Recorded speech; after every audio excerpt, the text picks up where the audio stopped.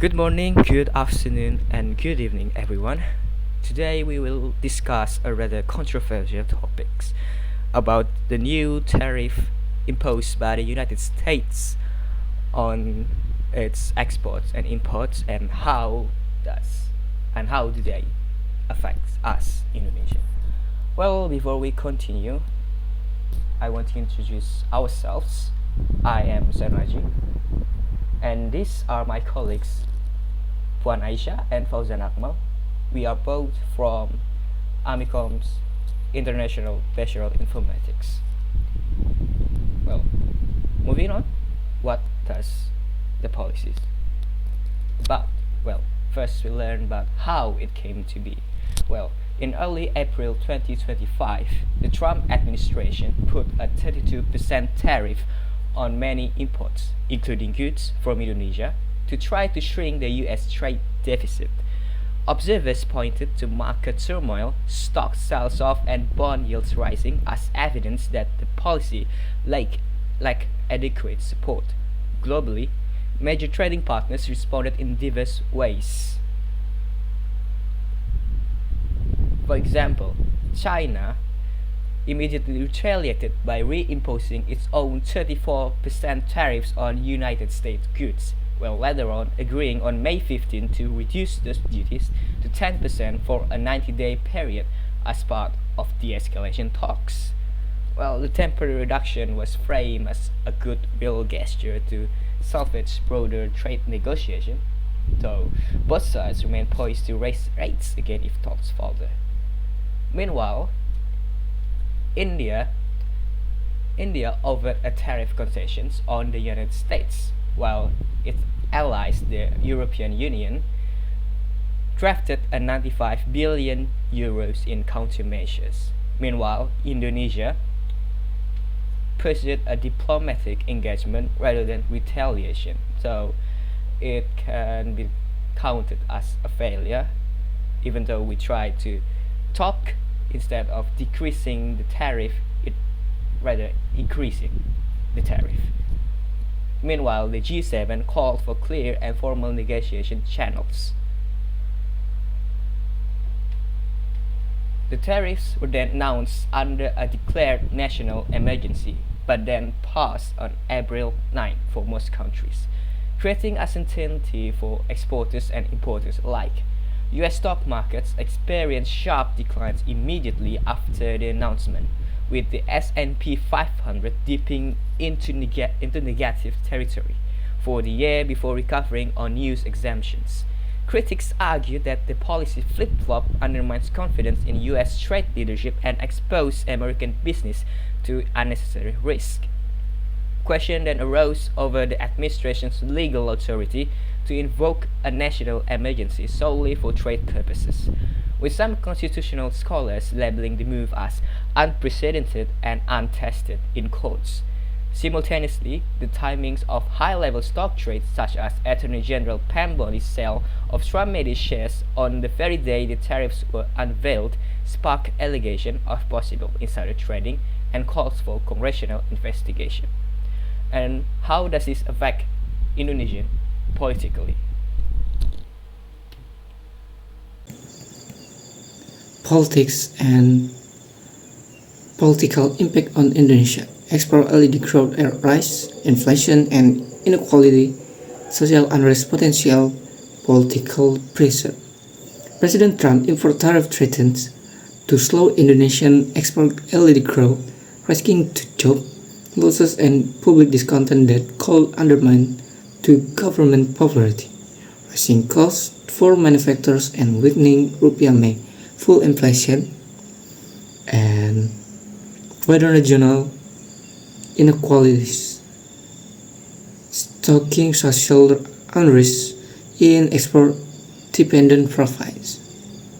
Politically, Jakarta may face pressure from opposition parties to respond more forcefully, even as reliance on U.S. defense corporations limits retaliatory options. To safeguard stability, the Indonesian government must intensify diplomatic engagement with Washington, diversify trade partnership, implement target domestic support measures, and communicate transparently with citizens. The government can follow the following steps. This stability measures intensify high-level diplomatic engagement, reinvigorates trilateral reactive the U.S. to Indonesian trade and investment framework agreement to secure sectoral carve-outs and a roadmap for tariff relief. Special information. Deploy a ministerial delegation as already led by Coordination Minister Erlangga Hartarto to negotiate dependence for key exports like palm oil and automotive parts. Legal and WTO channels. Pursue parallel World Trade Organization consultation to challenge any lack of legal basis in the U.S. tariff declaration, strengthening Jakarta negotiating position. Diversified trade partnership. ASEAN and regional deals accelerate integration under the Regional Comprehensive Economic Partnership or RCEP and explore an ASEAN to EU free trade agreement to reduce reliance on U.S. markets, deepen China and India ties, while maintaining free and active diplomacy, expand preferential access for Indonesian export to China and India, mitigating U.S. tariff exposure, target new markets, promote known markets in Latin America, Africa through trade mission and bilateral memoranda of understanding, implement target domestic support, export subsidies and tax relief, temporarily increase subsidies for exporters in hard hit sectors and offer accelerated tax deduction for capital investment in palm oil and manufacturing. SMA Reliance Funds establish emergency credit lines and technical assistance for small and medium enterprise coping with higher import costs. Currency stabilization. Coordinate with Bank Indonesia to use forex reserve judiciously, limiting rupiah depreciation without stacking inflation. And the next, economy. Economy show the sector impact. GDP growth high, hit trade balance pressure, currency and inflation stress, consumption and environment drag. Trump policy and reciprocal tariff on Indonesian exports rise, cutting Indonesian GDP growth by up to 0.05 percentage points, tightening trade balance and pressuring key export sectors such as palm oil and automotive companies. The shock may exacerbate inflationary pressures through higher import costs and weaker rupiah, dampening domestic consumption and investment sentiment. To counter this challenge and pursue an ambition 8% growth target by 2029, Indonesia must diversify its export markets, accelerate infrastructure and digital investment, deepen fiscal and regulatory. The government can implement the following strategies. Policies. Diversify and enhance exports, new market development, pursue deeper trade ties with ASEAN, the EU, China, and India to offset US exposure, leveraging RCEP and CPTPP accession efforts. Value and edge upgrading. Promote downstream processing in sectors like nickel, palm oil, and textile to capture higher margins and reduce raw commodity reliance. Accelerate infrastructure and digital economy. Continuing major projects, fast-track high-impact infrastructure like ports, rail, highways under the national strategic projects, a framework to improve logistic efficiency and attract investment. Digital transformation, expand broadband penetration and support homegrown tech startups through regulatory sandbox and incentive, boosting productivity and formalizing the informal sector. Fiscal and regulatory reform, tax incentive, implement target tax breaks and accelerate depreciation for investment in green technologies and export-oriented industry to catalyze capital inflows. Ease of doing business. Streamline licensing via the online single submission or OSS system, cutting red tape and reducing time to market for investors. Strengthen SMEs and human capital. SME support funds. Allocate credits, lines, and grant-based funds to bolster small and medium enterprise capacity to upgrade machinery and adopt digital tools. Workforce upskilling. Investment in vocational and technical education programs like NetWith's industry needs, addressing skill mismatch and improving labor productivity. That's all from me. Of course, Trump's policy does not just affect Indonesia politically and economically, it also affects Indonesia socially.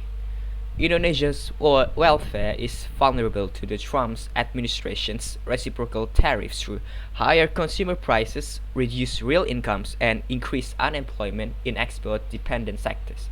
Lower purchasing power and rising poverty rates can worsen malnutrition and limit access to education and healthcare, particularly among the low-income households. To cushion these effects, the government can scale up and adapt existing social safety nets, such as conditional cash transfers or PKH, or the program Keluarga Harapan, which delivers regular cash payments to the poorest households, conditioned on health and education checkups for children and pregnant women. Expanding this PKH coverage to include households in newly affected sectors and increasing transfer amount can directly bolster purchasing power and support human capital development. Or a direct cash assistance and skill training programs like Kartu Prakerja, which combine cash stipends with vocational training vouchers, improving skills and employability for job seekers. Extending these programs to displaced export sector workers can facilitate sectoral transitions, reducing unemployment spells and stabilizing incomes. And the last one, we can leverage digital delivery, which using e-wallets and mobile platform for faster and more transparent disbursement, which of course booster microcredits, which also booster small and medium enterprise.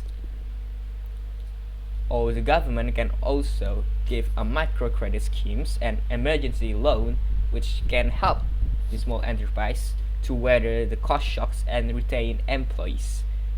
Technical assistance for digital commerce can open alternative markets and diversify income streams. Not just through socially, the tariff also affects Indonesia through technology. The tariff policy raises costs for imported hardware, software, and intermediate inputs, slowing the diffusion of advanced technologies in Indonesia and undermining research and development spillovers from global value chain.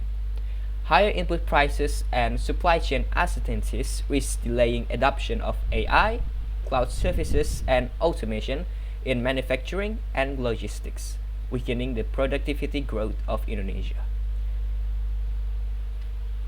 To build resilience and competitiveness, Indonesia can boost domestic research and development through fiscal incentives like tax credits, which can expand and target tax deduction for private research and development, especially in AI, biotech, and clean tech, which can mirror international best practice to lower the effective cost of innovation. The government can also give grants or matching funds under the Making Indonesia 4.0 to support pilot projects in priority sectors like food and beverage, automotive, electronics, textiles, and chemicals. Indonesia government can also invest in digital backbone, which can expand broadband, data centers, and workforce skills. For example, they can seed and venture funds like venture capital, for example, the infamous Danantara, and incentivize institutional investors to create a sector-specific fund for deep tech, fintechs, and clean tech startups. Or they can expand programs like Gojek's Garage, which connect early-stage ventures with mentorship, co-working spaces, and global corporate partners.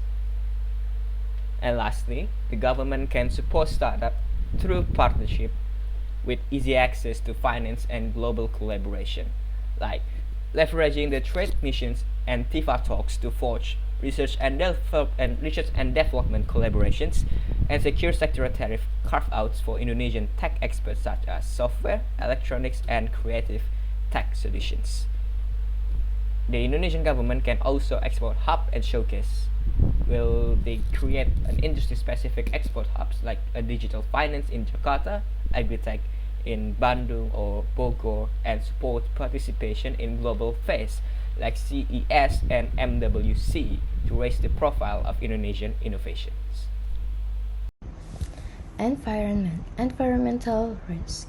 U.S. tariff policies under the Trump administrations have raised the cost of clean energy components such as steel, aluminum, wind turbine parts, and electric vehicle batteries, thereby slowing deployment of low-carbon technologies and risking carbon leakage to less regulated countries.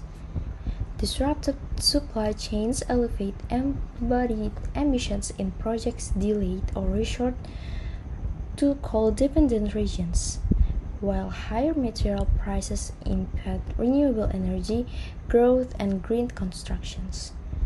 In response, Indonesia can integrate sustainable environmental policies into its economic growth strategy by accelerating its energy transition, adopting green industrial planning, leveraging carbon finance, and enforcing strong ecosystem protections, thereby turning external shocks into catalysts for a greener development model. Next is green growth strategies. The government may implement the following policies to support green economy. 1. Accelerate the energy transition. Scale up renewables. Fast-track the National Energy General Plan, or RUEN, aiming for 23% renewable by 2025 and 31% by 2050 through streamlined permitting and enhanced feed-in tariffs. Green Task Force. Empower the newly formed Energy Transition and Green Economy Task Force, Decree number 141/2025, to coordinate cross-ministerial efforts on clean energy deployment and phase out of coal. Next is implement green industrial policies. Value-added processing built on Indonesia's leadership in nickel processing and palm oil biofuels by enforcing environmental standards for smelters and plantations, reducing deforestation and capping emissions via a decarbonization roadmap. Circular economic incentives introduce tax breaks and subsidies for industries adopting recycled materials, especially in steel, cement, and electronics, to lower reliance on tariff-affected imports. And the last one is build green infrastructure and urban resilience.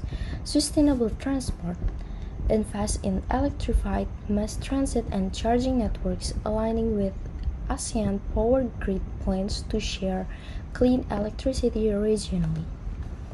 Climate resilient ports and logistics. Upgrade the port facilities with renewable energy and materials handling designed to withstand sea level rise and extreme weather. And next is legal controversy and WTO concerns. The tariff was issued under sweeping executive powers, including the International Emergency Economic Powers Act, or IEEPA, and Section 232 of the Trade Expansion Act of 1962, rather than traditional Section 301 trade remedies, raising questions about its legal basis and consistency with World Trade Organization, or WTO, rules. Critics argue that invoking national emergency powers for broad economic tariffs may exceed the president's authority and circumvent established WTO disciplines, particularly the non-discrimination principles of GATT Articles 1 and 3. Under the WTO framework, the U.S. might attempt to justify the tariffs via the GATT Article XX1, a national security exception. But past panel reports have set high threshold for invoking that clause. In response, Indonesia can pursue legal challenges through WTO dispute settlement, leverage regional coalitions, and employ diplomatic pressure to protect its economic interests. Next is Indonesia's legal option. The government can take the following legal steps to protect its economic interests. Point number 1, WTO consultation and dispute settlement. Indonesia should formally request consultations under WTO Dispute Settlement Understanding, or DSU, Article 4 to seek clarification and negotiate and resolutions. If consultation failed, Indonesia can request the establishment of a dispute settlement panel to adjudicate breaches of GATT Articles 1 and 3. Throughout this process, Indonesia must document the economic harm and legal inconsistencies of the U.S. measures to strengthen its case. Point number 2, build regional and multilateral coalitions. Indonesia can coordinate with ASEAN members and RCEP partners to present an united front, highlighting the collective impact of U.S. tariffs on regional supply chains. Coordinated action can include joint submissions to the WTO, unified diplomatic statements at APEC and G20 meetings, and parallel legal challenges by other affected countries. Point number 3, pursue alternative legal and diplomatic avenues. Beyond the WTO, Indonesia can work through the World Bank's International Center for Settlement of Investment Disputes, or ICSID. If bilateral investment treaties are implicated and info provisions in the ASEAN-US Trade and Investment Framework Agreement or TIFA for arbitration or mediation. Simultaneously, Jakarta should maintain high-level dialogues with the Office of the U.S. Trade Representative to seek negotiated carve-outs and exemptions for key sectors. That's all we can analyze from these policies and their effect on Indonesia in various sites. Will the situation become better? Will Trump lift the tariff or will he raise it and escalate the situation? We will see it soon. Thank you for listening. Hope your day will be better and we'll see you soon.